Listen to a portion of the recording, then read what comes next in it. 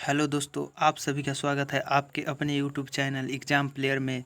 तो दोस्तों आज हम फिर देखने वाले हैं भारतीय संविधान के महत्वपूर्ण क्वेश्चन, जो कि Bihar police fireman, SSC GD और जितने भी कम्पिटिटिव एग्ज़ाम होते हैं हमारे देश में, उन सभी के लिए बहुत ही महत्वपूर्ण होने वाला है। तो पूरा वीडियो बहुत ही ध्यान से देखिएगा ताकि एग्ज़ाम में एक भी क्वेश्चन गलत ना हो। तो चलिए आज का वीडियो शुरू करते हैं। क्वेश्चन है कि भारतीय संविधान के किस भाग को उसमें उसकी आत्मा की आख्या प्रदान की गई है। यानी कि भारतीय संविधान में वह कौन सा भाग है जिसको उसकी आत्मा की आख्या प्रदान की गई है। तो वो है भारतीय संविधान की प्रस्तावना।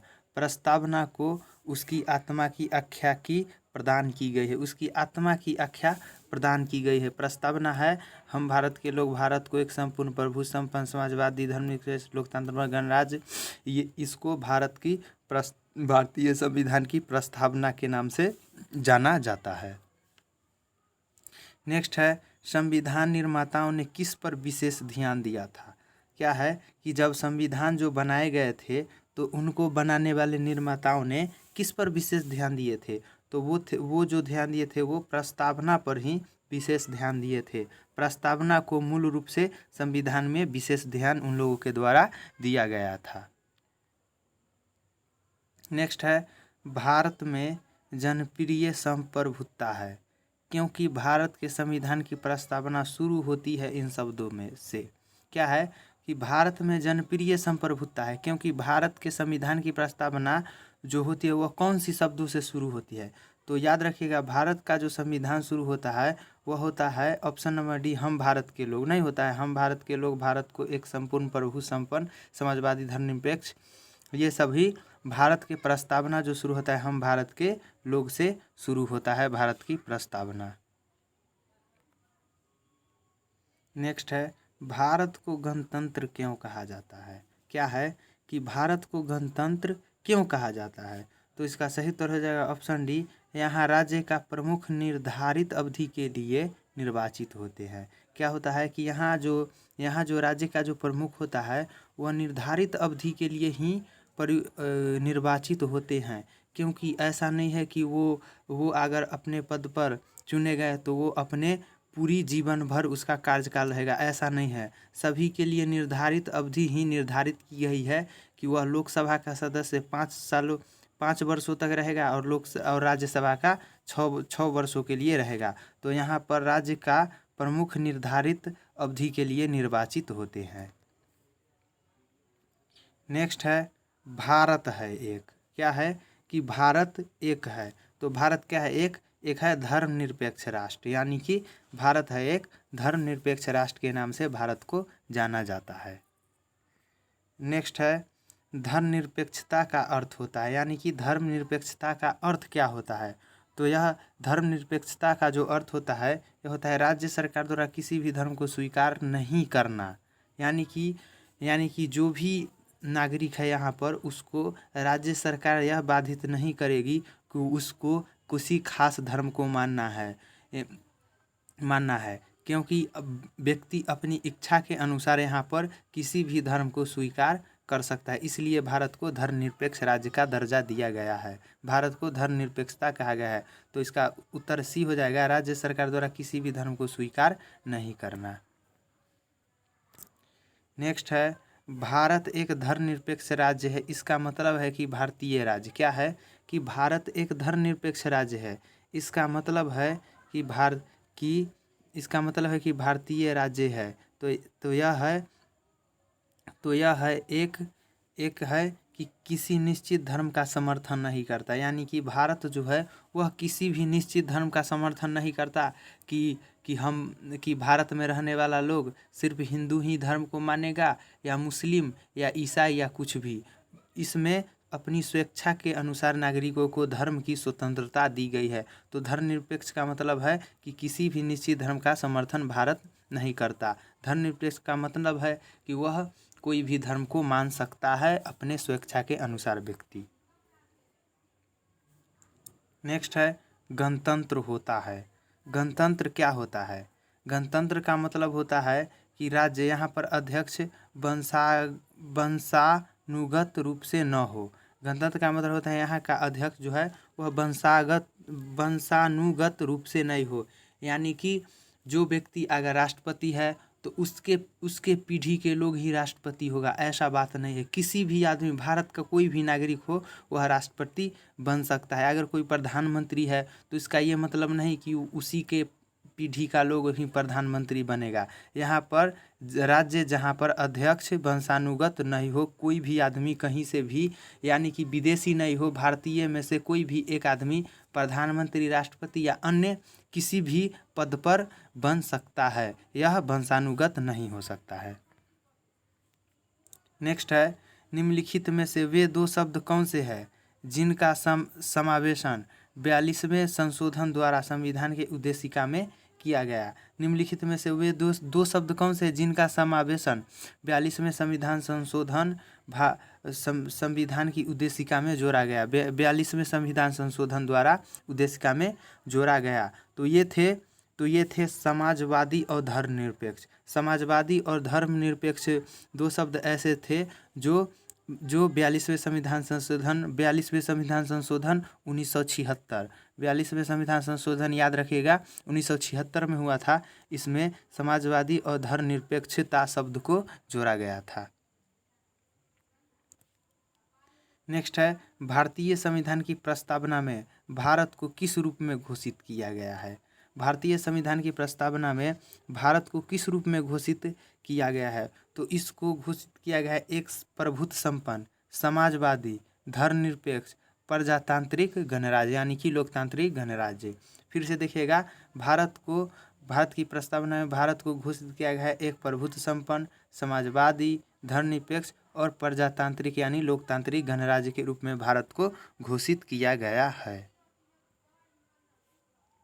फिर है, भारत एक गणतंत्र है, इसका अर्थ है क्या है?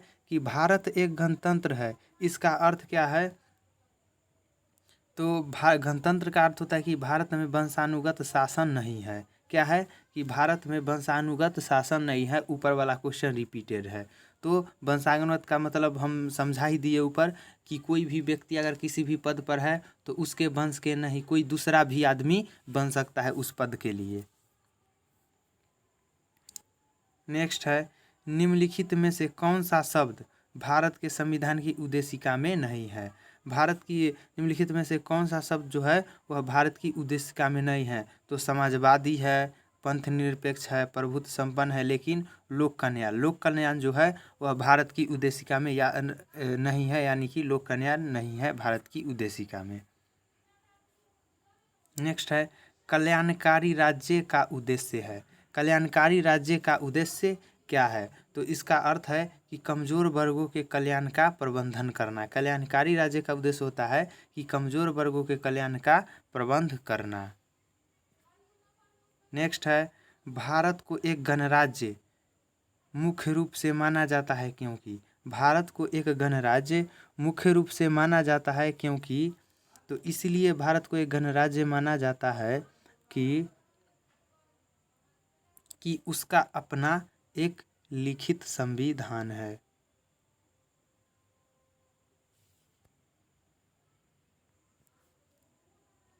क्या है? भारत को गणराज्य के रूप में क्यों माना जाता है? भारत को एक गणराज्य मुख्य रूप से माना जाता है क्योंकि उसकी जो सरकार होती है वह संसदीय प्रणाली के अनुसार है। क्या है? कि उसकी जो भारत की जो सरकार है वो संसदीय प्रणाली पर के अनुसार है। यानी कि संसदीय प्रणाली का मतलब हुआ कि संसद के 3 सदन होते हैं, राज्यसभा, लोकसभा और राष्ट्रपति, ये सभी मिलकर संसद का निर्माण करते हैं।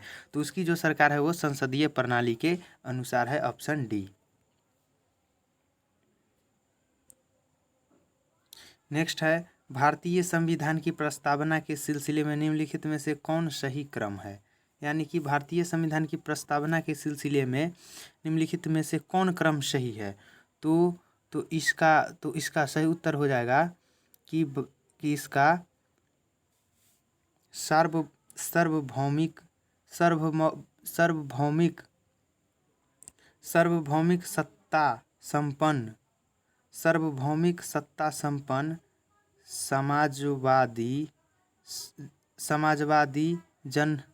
समाजवादी धर्मनिरपेक्ष गणतंत्र, यानी कि इसका ऑप्शन नंबर जो होगा, इसका ऑप्शन नंबर डी जो होगा वह सही उत्तर होगा। सार्वभौमिक सत्ता संपन्न समाजवादी धर्मनिरपेक्ष और जनवादी गणतंत्र है। प्रस्तावना के सिलसिले में यही कथन सत्य है।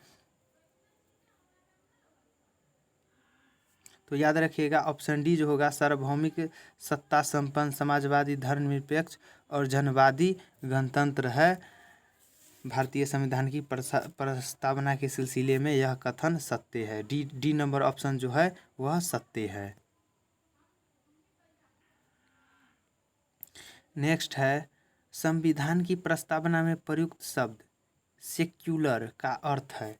क्या है कि संविधान की प्रस्तावना में जो शब्द सेक्युलर है इसका अर्थ क्या है?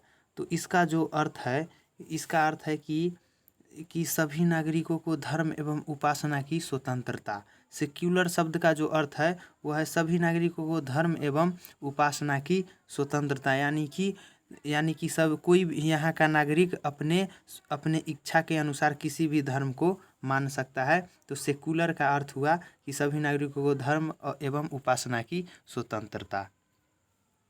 नेक्स्ट है धर्म शब्द धर्मनिरपेक्ष यानी कि सेकुलर भारत के संविधान की प्रस्तावना में जोड़ा गया था। इसके विषय में निम्नलिखित कथनों में से कौन सही है? क्या है कि शब्द धर्मनिरपेक्ष जो है भारत के संविधान की प्रस्तावना में जोड़ा गया था। इसके विषय में निम्नलिखित में से कौन सा कथन सत्य है? तो इसका सही उत्तर हो जाएगा 1 और 3। क्यों? क्योंकि जो धर्मनिरपेक्ष जो है वो 42वें संविधान संशोधन द्वारा जोड़ा गया था और 42वें संविधान संशोधन 1976 में हुआ था। इसीलिए इसका जो सही उत्तर हो जाएगा ऑप्शन सी 1 और 3। 42वें संविधान संशोधन द्वारा समाजवादी और धर्मनिरपेक्षता शब्द को जोड़ा गया था, जो कि 42वें संविधान संशोधन 1976 में किया गया था। नेक्स्ट क्वेश्चन है, भारतीय संविधान की प्रस्तावना में लिखित हम भारत के लोग से क्या अर्थ निकलता है? क्या है कि भारतीय संविधान की प्रस्तावना में हम भारत के लोग शब्द से क्या अर्थ निकलता है? तो भारतीय संविधान की प्रस्तावना में हम भारत के लोग से सब अर्थ निकलता है कि भारतीय संविधान का निर्माण भारत की जनता द्वारा हुआ है। यानी कि हम भारत के लोग का अर्थ हुआ कि संविधान का जो निर्माण हुआ है वह भारत की जनता के द्वारा हुआ है। नेक्स्ट है, समाजवाद का अर्थ क्या है? समाजवाद यानी कि समाजवाद का अर्थ क्या है? तो समाजवाद का अर्थ जो होता है वह होता है सामाजिक न्याय। ऑप्शन सी सामाजिक न्याय जो होता है वह होता है समाजवाद का अर्थ। नेक्स्ट क्वेश्चन है, 42वें संविधान संशोधन द्वारा प्रस्तावना में निम्नलिखित में से कौन सा शब्द जोड़ा गया? क्या है कि 42वें संविधान संशोधन जो 1976 में हुआ था, 42वें संविधान संशोधन 1976 में जो हुआ था उसमें से कौन सा शब्द जोड़ा गया था? तो वहाँ पर जो शब्द जोड़ा गया था वह जोड़ा गया था समाजवाद। 2 शब्द जोड़े गए थे वहाँ पे, समाजवादी और धर्मनिरपेक्ष 2 शब्द। तो इनमें से समाजवाद शब्द ऑप्शन में दिया है, तो जो ऑप्शन में देगा उसी को हम टिक करेंगे। तो यहाँ पर जो समाजवाद जो दे रखा है तो समाजवाद शब्द और धर्मनिरपेक्ष 2 शब्द को 42वें संविधान संशोधन 1976 में जोड़ा गया था। नेक्स्ट है, भारतीय संविधान की आत्मा किसे कहा जाता है? भारतीय संविधान की जो आत्मा है वो किसे कहा जाता है? तो प्रस्तावना को भारतीय संविधान की आत्मा कहा जाता है, जिसमें है वर्णन हम भारत के लोग भारत को एक संपूर्ण प्रभु संपन्न, ये भारत की प्रस्तावना में है। नेक्स्ट क्वेश्चन है, भारत में लौकिक सार्वभौमिकता है क्योंकि भारत की प्रस्तावना प्रारंभ होती है। यानी कि भारत की जो प्रस्तावना वह कौन से शब्द से प्रारंभ होती है? तो इसका सही उत्तर हो जाएगा ऑप्शन ए हम भारत के लोग शब्दों से, हम भारत के लोग शब्दों से भारत की प्रस्तावना शुरू होती है, जिसमें वर्णन है कि हम भारत के लोग भारत को एक संपूर्ण प्रभु संपन्न समाजवादी धर्मनिरपेक्ष, ये सभी भारत की प्रस्तावना में है। नेक्स्ट है भारतीय संविधान की प्रस्तावना पर किस क्रांति का प्रभाव नहीं झलकता। क्या है कि भारतीय संविधान की प्रस्तावना पर किस क्रांति का प्रभाव नहीं झलकता है, तो इसका सही उत्तर हो जाएगा ऑप्शन डी, चीनी क्रांति 1912 में जो हुआ था, चीनी क्रांति 1912 में, इस पर भारतीय प्रस्तावना की क्रांति की प्रभाव नहीं झलकता है। नेक्स्ट है मूल भारतीय संविधान के अनुसार भारत एक है। क्या है कि मूल भारतीय संविधान के अनुसार भारत क्या है, तो भारत एक है प्रभुत्व संपन्न लोकतंत्रात्मक गणराज्य, यानी कि प्रभुत्व संपन्न धर्मनिरपेक्ष और लोकतंत्रात्मक गणराज्य है। प्रभुत्व संपन्न धर्मनिरपेक्ष और लोकतंत्रात्मक गणराज्य है भारत। इसका उत्तर हो जाएगा ऑप्शन ए, प्रभु संपन्न और लोकतंत्रात्मक गणराज्य है भारत। मूल भारतीय संविधान के अनुसार ऑप्शन ए, प्रभु संपन्न और लोकतंत्रात्मक गणराज्य है भारत। नेक्स्ट है भारत संविधान के अंतर्गत भारतीय लोकतंत्र के आदर्शों को हम कहाँ देख सकते हैं। संविधान के अंतर्गत यानी कि संविधान के अनुसार भारतीय लोकतंत्र के आदर्शों को हम कहाँ देख सकते हैं, तो हम भारतीय संविधान की हम प्रस्तावना में देख सकते हैं। संविधान के अंतर्गत भारतीय लोकतंत्र के आदर्शों को हम प्रस्तावना में देख सकते हैं। इसका सही उत्तर हो जाएगा ऑप्शन बी, प्रस्तावना में हम लोकतंत्र के आदर्शों को देख सकते हैं। नेक्स्ट क्वेश्चन है 42वें संविधान संशोधन 1976 द्वारा प्रस्तावना में किन शब्द को नहीं जोड़ा गया था। क्या है कि भारतीय संविधान जो संशोधित हुआ था 1976 में 42वें संविधान संशोधन के द्वारा, उसमें किन शब्दों को नहीं जोड़ा गया था, तो धर्मनिरपेक्ष को तो जोड़ा ही गया था, समाजवादी को जोड़ा गया था, लेकिन गुटनिरपेक्ष जो शब्द है, एकता और अखंडता को भी जोड़ा गया था, लेकिन गुटनिरपेक्ष जो है इनको नहीं जोड़ा गया था। गुटनिरपेक्ष भारतीय संविधान में 1976 में नहीं जोड़ा गया था। नेक्स्ट क्वेश्चन है भारतीय संविधान की प्रस्तावना के बारे में कौन सा कथन सही है। भारतीय संविधान की प्रस्तावना के बारे में कौन सा कथन सही है, तो क्या है कि समाजवादी धर्मनिरपेक्ष शब्द को 1950 में लागू संविधान के अंग थे। ऐसा ये नहीं हो सकता है, पहले से लागू ही नहीं था। इसका ऑप्शन जो है बी हो जाएगा। उक्त शब्द 1976 42वें संविधान 1976 में जो हुआ था उसमें समाजवादी और धर्मनिरपेक्ष शब्द को जोड़े गए थे, तो इसका उत्तर याद रखिएगा कि बी की शब्द 1976 में संविधान संशोधन द्वारा समाजवादी और धर्मनिरपेक्ष शब्द को 42वें संविधान संशोधन 1976 के द्वारा संविधान में जोड़ा गया था। नेक्स्ट है भारतीय संविधान ने किस प्रकार के लोकतंत्र को अपनाया है। क्या है कि भारतीय संविधान ने किस प्रकार के लोकतंत्र को अपनाया है, तो ये जो लोकतंत्र अपनाया है लोकतांत्रिक गणतंत्र, यानी कि भारतीय संविधान जो है वह लोकतांत्रिक गणतंत्र को अपनाया है। नेक्स्ट क्वेश्चन है भारतीय संविधान की प्रस्तावना में वर्णित लोकतंत्र को किस रूप में स्वीकारा गया है। भारतीय संविधान की प्रस्तावना में वर्णित लोकतंत्र को किस रूप में स्वीकारा गया है, तो इसको राजनीतिक गणतंत्र, आर्थिक गणतंत्र और सामाजिक गणतंत्र यानी कि उपयुक्त सभी के रूप में स्वीकारा गया है। राजनीतिक गणतंत्र, आर्थिक गणतंत्र और सामाजिक गणतंत्र के रूप में प्रस्तावना को स्वीकारा गया है। नेक्स्ट क्वेश्चन है भारतीय संविधान की प्रस्तावना के अनुसार भारत के शासन की सर्वोच्च सत्ता किसमें निहित है। भारतीय संविधान की प्रस्तावना के अनुसार भारत के शासन का सर्वोच्च सत्ता जो है वह किस में निहित है, तो यह जनता में निहित है।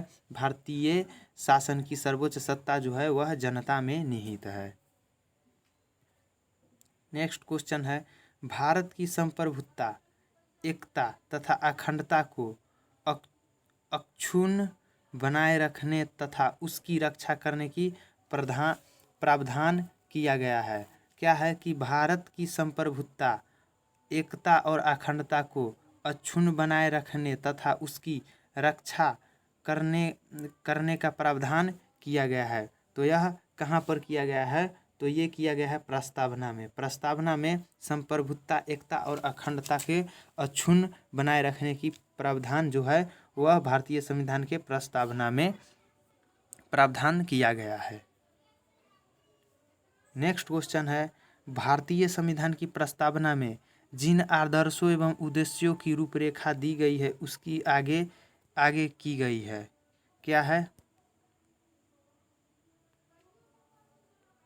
क्या है कि भारतीय संविधान की प्रस्तावना में जिन आदर्शों एवं उद्देश्यों की रूपरेखा दी गई है उनकी आगे आगे व्याख्या की गई है। क्या है कि उनकी आगे क्या व्याख्या की गई है? तो उनकी आगे जो है व्याख्या की गई है मूल अधिकार, राज्य के नीति निर्देशक सिद्धांत एवं मूल कर्तव्यों की जो है वो व्याख्या की गई है भारतीय संविधान की प्रस्तावना में। नेक्स्ट है, संविधान सभा में प्रस्तुत उद्देश्य प्रस्ताव में अभिव्यक्ति विचारों को भारतीय संविधान के किस रूप में पूर्णतः शामिल किया गया है? क्या है कि संविधान सभा में प्रस्तुत उद्देश्य प्रस्तावना में अभिव्यक्ति विचार को भारतीय संविधान के किस भाग में पूर्णतः शामिल किया गया है? तो ये जो शामिल किया हुआ वह प्रस्तावना में शामिल किया गया है। भारतीय संविधान के प्रस्तावना में अभिव्यक्ति विचार को भारतीय संविधान के प्रस्तावना में शामिल किया गया है। नेक्स्ट क्वेश्चन है, भारतीय संविधान की प्रस्तावना से क्या स्पष्ट नहीं होता है? क्या है कि भारतीय संविधान की प्रस्तावना से जो होता है वह क्या स्पष्ट नहीं होता है? तो भारतीय संविधान की प्रस्तावना से जो होता है वह संविधान को लागू करने की तिथि, यानी कि संविधान कब लागू किया गया था इसकी जो तिथि है, डेट, वह स्पष्ट नहीं होता है प्रस्तावना से। लेकिन बाकी सब जो प्रस्तावना है वह भारतीय संविधान की जो है वह उसको क्या बोलते हैं, मिनी संविधान, यानी कि उसकी क्या है, इसकी सारांश है। जो भारतीय प्रस्तावना जो है वह भारतीय संविधान का सारांश है।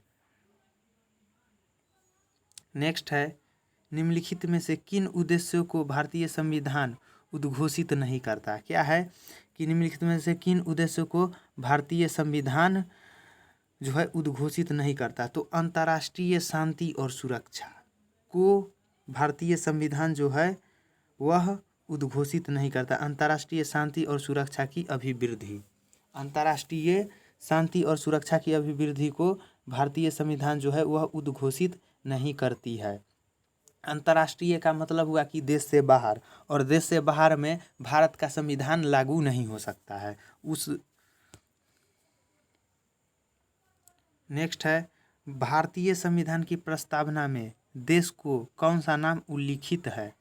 क्या है कि भारतीय संविधान की जो प्रस्तावना है वह देश को कौन सा नाम उल्लेखित है उसमें? तो उसमें उल्लेखित है भारत और इंडिया। भारत और इंडिया जो शब्द है वह भारतीय संविधान की प्रस्तावना में उल्लेखित है।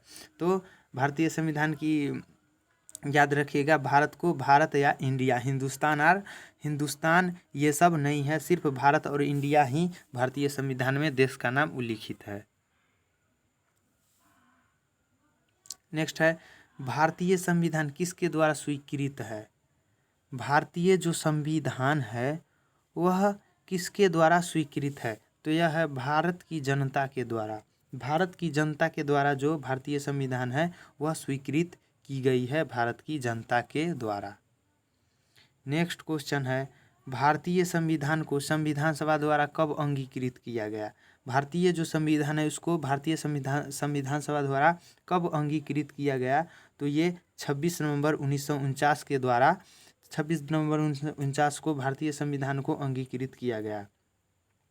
भारत का संविधान पूर्ण रूप से तैयार हुआ। भारत का जो संविधान हुआ पूर्ण रूप से कब तैयार हुआ? तो ये 26 नवंबर 1949 को ही पूर्ण रूप से तैयार हुआ। भारतीय संविधान कब अंगीकार किया गया था? भारतीय संविधान जो है वह कब अंगीकार किया गया? तो ये 26 नवंबर 1949 में ही अंगीकार किया गया या लागू किया गया या पूर्ण रूप से तैयार किया गया।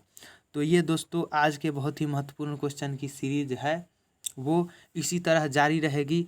तो अगर ये वीडियो आपको अच्छा लगे तो लाइक कीजिएगा, वीडियो को शेयर कीजिएगा, चैनल को सब्सक्राइब कीजिएगा और कमेंट भी कीजिएगा, ताकि आप लोगों की कमेंट पढ़ने के बाद और भी अच्छे अच्छे वीडियो लाने के लिए हमको मोटिवेशन होना पड़ता है। तो कमेंट ज़रूर कीजिएगा, क्योंकि आपका जो कमेंट का जो इंतज़ार हमें रहता है, तो इसलिए कमेंट ज़रूर कीजिएगा। आप लोग कमेंट भी नहीं करते हैं, तो कमेंट ज़रूर कीजिएगा।